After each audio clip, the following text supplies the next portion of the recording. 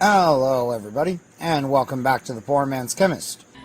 Here, oh, take my hand. Ah! In this video, we continue our exploration of organic chemistry, picking it up at the beginning of Chapter 4, where we are going to have a brief discussion of alkanes, and we're going to talk about the petroleum industry and some different petroleum fractions that actually will be useful later on, so we'll cover it briefly. Before we begin, I'll make my usual appeal for donations. This project is 100% supported by viewer donations. If you are finding value in this project and would like to contribute to it, there are links in the description for you to do so. Anyway, let's get on with it. So, talking about alkane, and they're telling you that they mainly come from petroleum. Alright, petroleum is a complex mixture of organic compounds, most of which are alkanes and aromatic compounds. They acknowledge here that not all scientists are convinced that petroleum has its origins as basically dead and compressed stuff that fell to the bottom of ancient seas. There is a hypothesis out there that petroleum also has an abiotic origin and that it is purely a mineral product. I don't know. I'm not a geologist. I'm merely pointing out that this theory is out there. It exists. I mean, I guess carbon is a pretty common element after all. Although once you get down, a good ways, mostly diamond becomes the more stable form of carbon. So I don't know. Anyway. So, we're not going to really worry about that too much. Now, they come down here and they tell you about petroleum refining. Basically, they tell you about the difference between catalytic cracking, where you take stuff that comes out, you take petroleum, you fractionate it, okay? So, you distill it and, you take off different fractions that boil at different temperatures. So they take the fraction that is C12 and higher, in other words, it's hydrocarbons that contain 12 carbons or more, and they heat it at high temperatures in the presence of a variety of catalysts, and that breaks the molecule apart into more highly branched hydrocarbons containing 5 to 10 carbon atoms. This is catalytic cracking. Cracking can also be done in the absence of a catalyst, called thermal cracking, but in this process, the products tend to have unbranched chains, and alkanes with unbranched chains have a very low octane rating.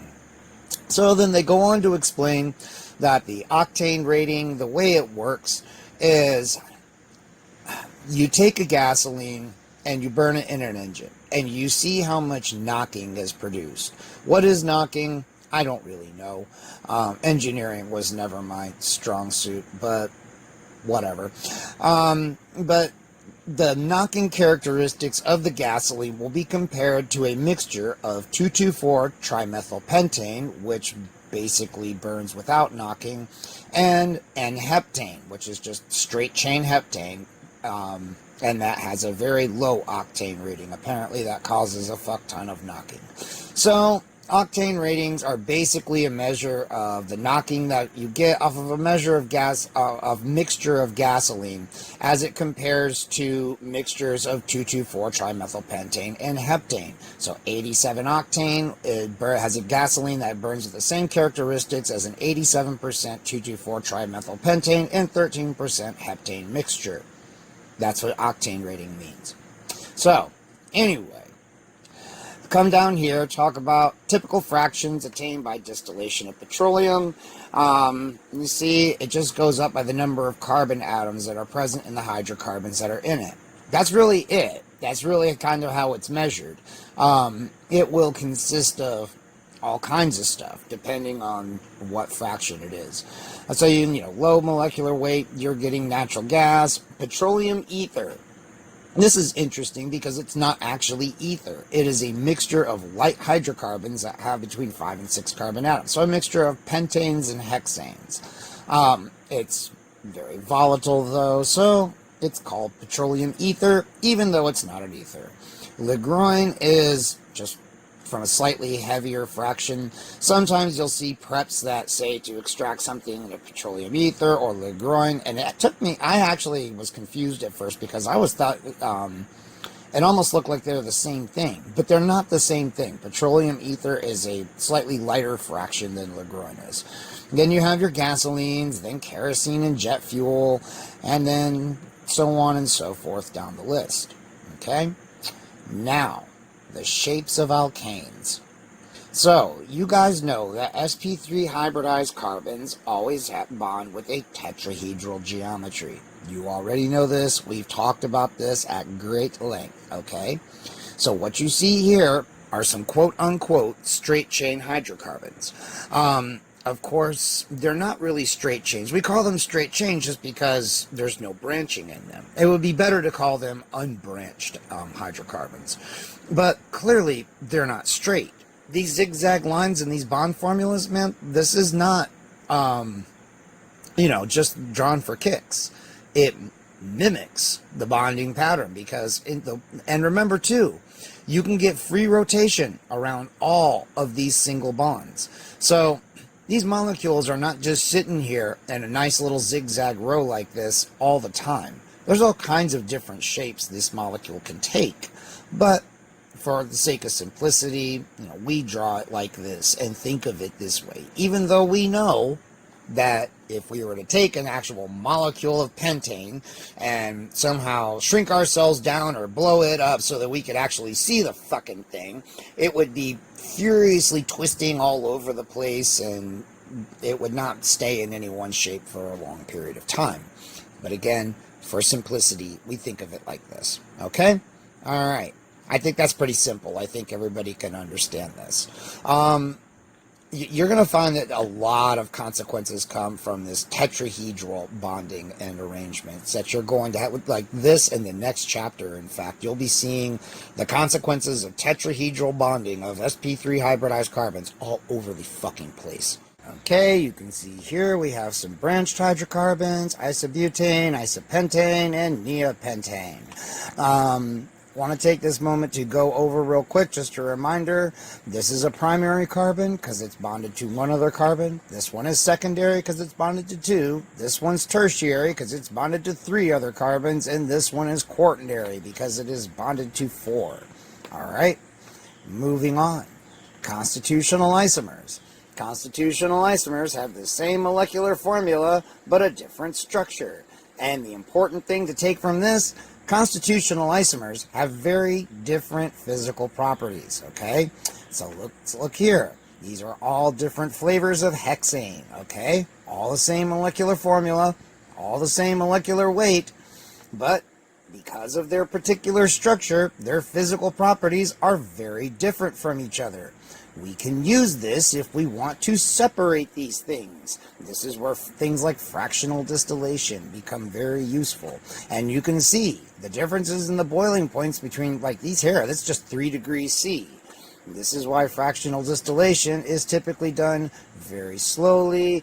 You raise the temperature very gradually, and you want to, that's the only way you're going to get a very good separation is if you do. But anyway, I mean, look at this. The melting points on some of these are dramatically different. Even the densities are slightly different. The indices of refraction are slightly different. So, structure determines properties. All right? I'm going to say that again. Structure is God in organic chemistry. All right? Right after, like, resonance, induction, and electronegativity, and steric effects, which we'll cover later, I think, in more detail. But anyway, yeah, structure is everything. That's why these fucking things, these bond line formulas, are so incredibly fucking useful.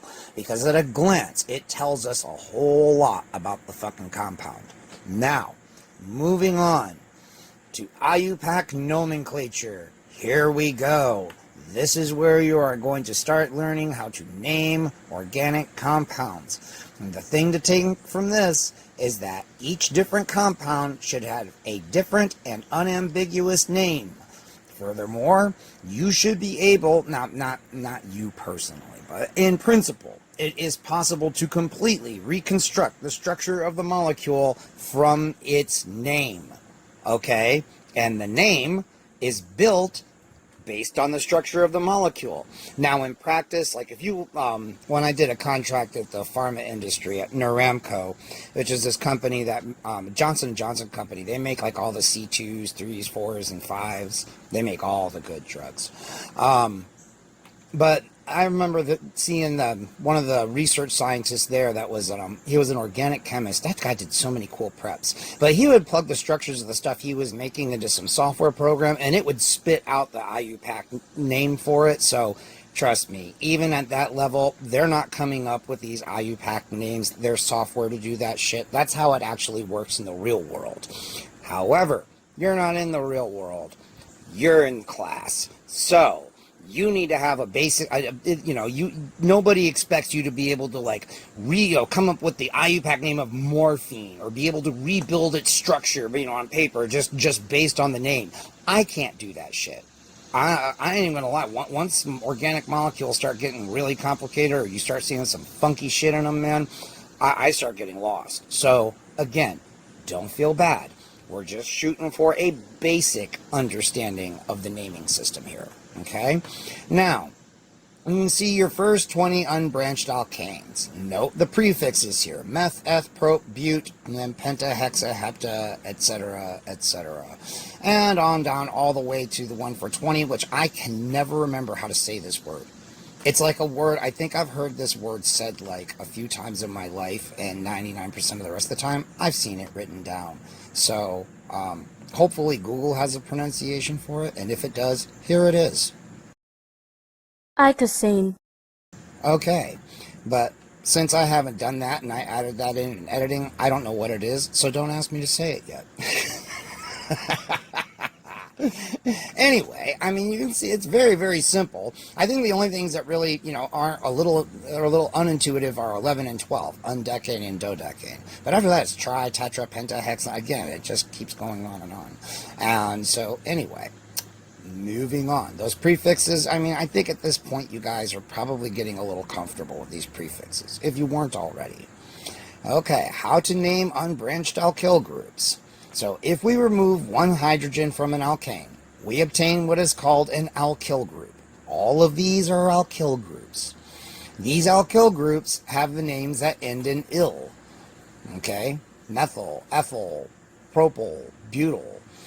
And I know the sounds that you have to make for some of these names. Somebody said that when I did the first tryptamine video. They're like, what the hell are you even saying here? I'm like, this is how the name is said. Don't look at me. I didn't make up the fucking system.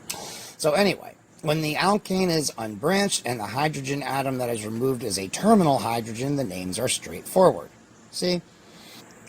Now, how to name branched alkyl groups. Okay, so you already know what the unbranched alkyl groups are: methyl, ethyl, propyl, etc. Derived by removing a terminal hydrogen from an alkane. Alright, for alkanes with more than 2 carbon atoms, more than one derived group is possible. 2 groups can be derived from propane. For example, the propyl group is derived by the removal of a terminal hydrogen, right here. And the 1-methyl ethyl or isopropyl group is derived by removal of a hydrogen from the central or secondary carbon, secondary in the propane chain. If it's bonded to another carbon atom, it won't be secondary anymore. 1-methyl ethyl is the systematic name for this group. Isopropyl is a common name. Systematic nomenclature for alkyl groups is similar to that for branched chain alkanes, with the provision that numbering always begins at the point where the group is attached to the main chain.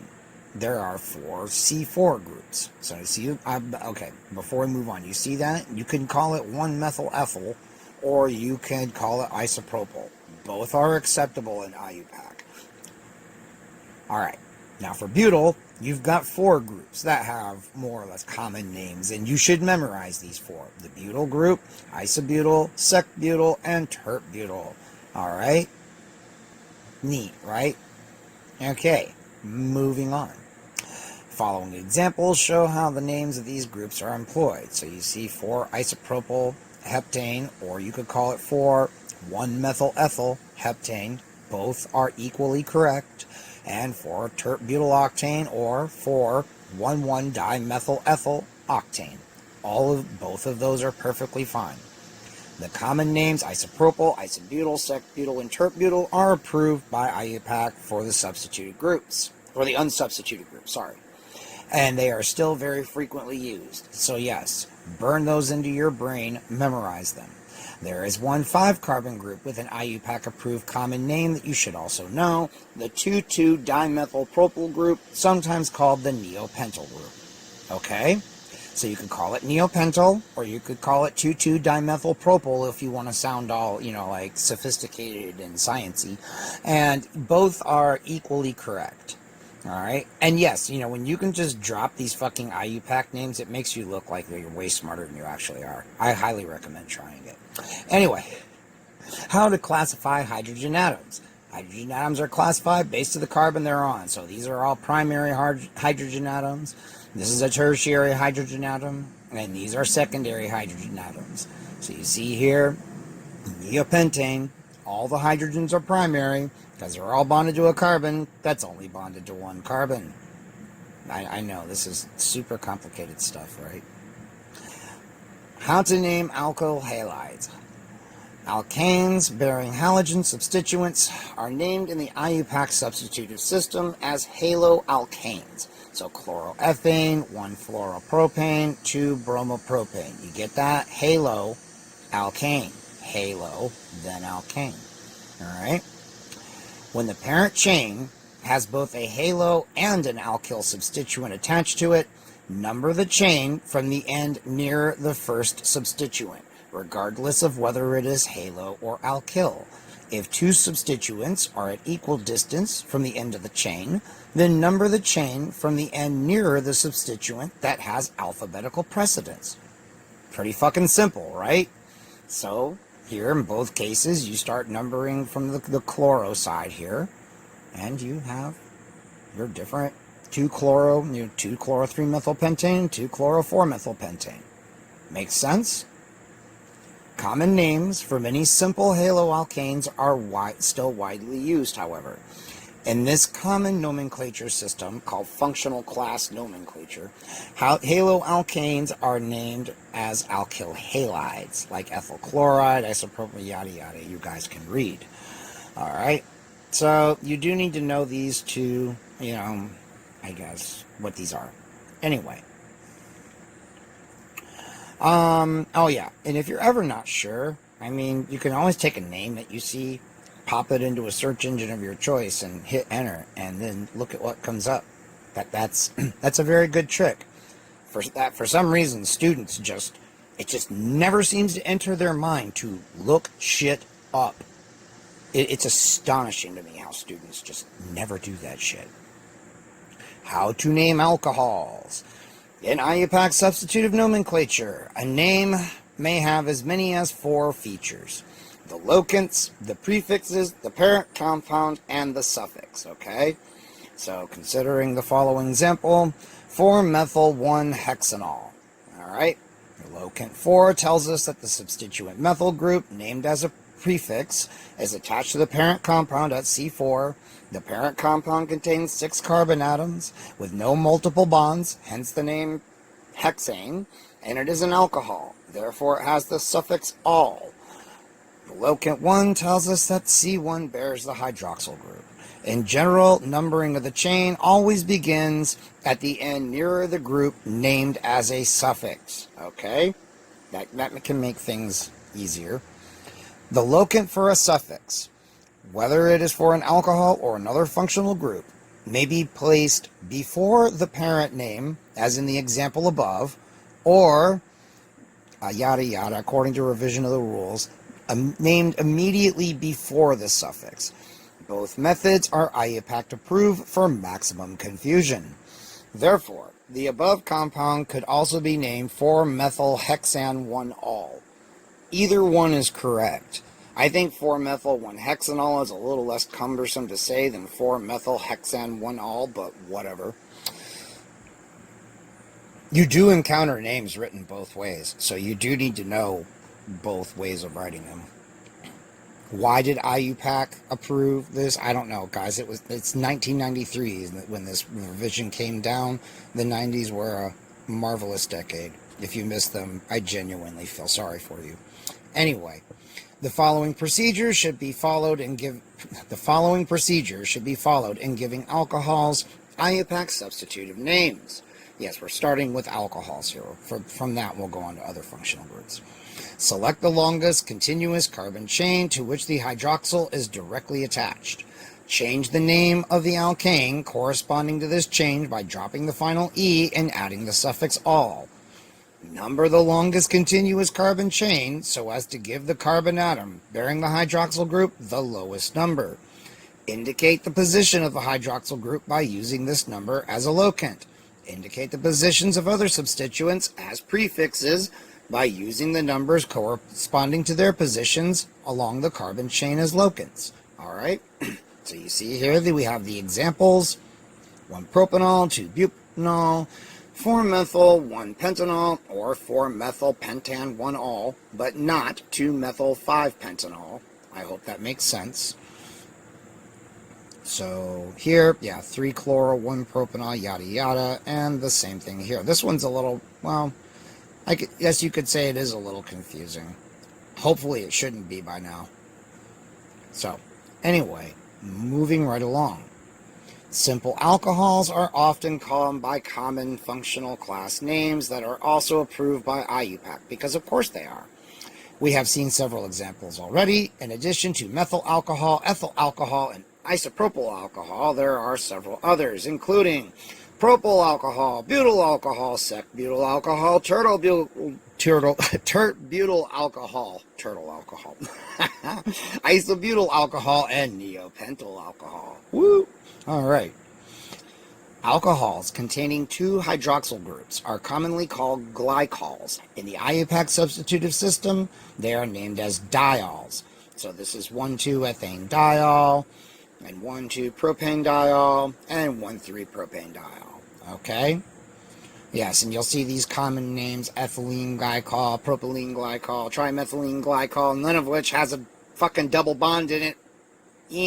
No double bond. Bad. Very bad. I hate that shit. It's so fucking confusing. It's like, look, you fucking fossil from a nomenclature system gone by. Nobody likes you anymore. Die and stay buried, please. Cycloalkanes are named by adding cyclo before the parent name. There you go. Cycloalkanes with 1 ring and no substituents. Count the number of carbon atoms in the ring, and then add cyclo before the name of the alkane with that number of carbon atoms. So, again, very simple. Cycloalkanes with 1 ring and 1 substituent. Add the name of the substituent to the beginning of the parent name. So, like isopropyl cyclohexane or chlorocyclopentane. Cool? Cycloalkanes with 1 ring and 2 or more substituents. For a ring with 2 substituents, begin by numbering the carbons in the ring, starting with the carbon at the substituent that is first in the alphabet, and number in the direction that gives the next substituent the lowest number possible. When there are 3 or more substituents, begin at the substituent that leads to the lowest set of numbers, the lowest set of locants. The substituents are listed in alphabetical order, not according to the number of their carbon atom. So that is important. You end up with a compound like this. This is 4-chloro-2-ethyl-1-methyl-cyclohexane. All right. Again, this is you're going to have to take notes on this, and I hope that you're starting to see why. There's a lot of rules here, and this is just a section that's going to require some memorization, guys. All right, how to name bicyclic cycloalkanes. This is where you start getting tricky, but this kind of, well, not this basic structure, but you see bridged compounds like this in some of your favorite alkaloids, like cocaine, also atropine, all the tropane alkaloids, in fact. There's a nitrogen here, but still, you're going to see this a lot if you're into alkaloid chemistry. So pay attention, kids. We name compounds containing two fused or bridged rings as bicycloalkanes. We use the name of the alkane corresponding to the total number of carbon atoms in the rings as the parent name. The following compound, for example, contains 7 carbon atoms and is therefore a bicycloheptane. Okay? The carbon atoms common to both rings are called bridgeheads. Alright, so these are your bridgehead carbons here. You have a 1-carbon bridge. Alright? This is important, actually. And each bond, or each chain of atoms connecting the bridgehead atoms is called a bridge. Alright? So this can be 1 carbon atom, it can be 2, it can be 3. And you see this kind of basic motif also in morphine. So, yeah, you're seeing all kinds of cool shit here, huh? We then interpose an expression in brackets within the name that denotes the number of carbon atoms in each bridge in order of decreasing length. Fused rings have 0 carbons in their bridge. For example, something like this. A fused ring here, bicyclo-1,1,0-butane. And here you have bicyclo-2,2,1-heptane. Okay? So bicyclo, because it's a bicyclic compound, you have 2 carbons here, 2 carbons here, 1, and then heptane, because it has 7 carbons in total. Alright?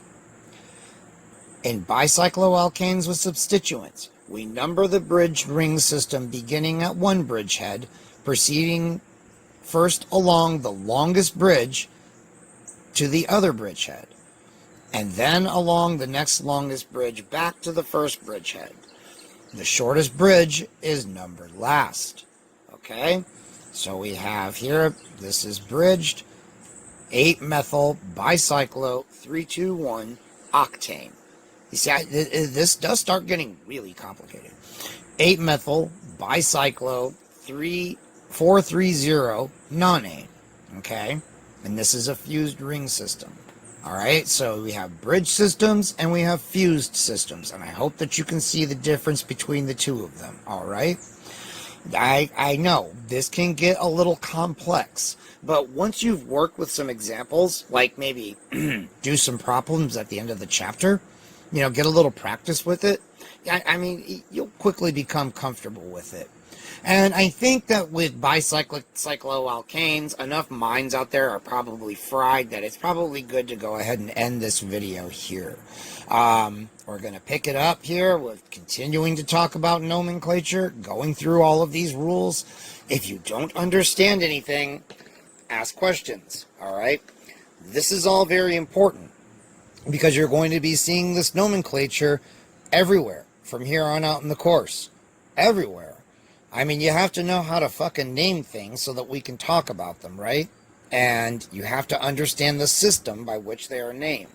This is, you know, a very notes-heavy chapter where some practice problems will do you a lot of good. So, highly, highly, highly, highly recommend that. Anyway, if you like that video, give it a thumbs up. If you didn't like it, I understand. You know, trust me, guys. We're getting through it. We're getting to the juicy stuff. That starts in chapter 6. Okay, we're powering through. We're getting there.